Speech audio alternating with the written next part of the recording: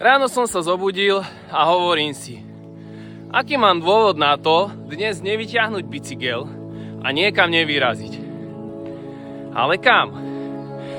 Niekam, kde by som vystúpal aspoň 600-700 výškových metrov, aby mi to nezabralo veľa času a aby boli odtiaľ krásne výhľady. Máte vy nejaké takéto obľúbené miesto? Ja som sa rozhodol pre Holý kameň.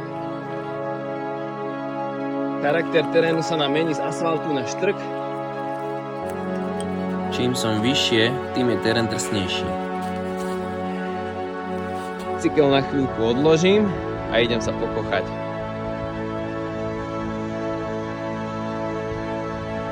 Už len na tú skalu sa dostať a budú top výhľady.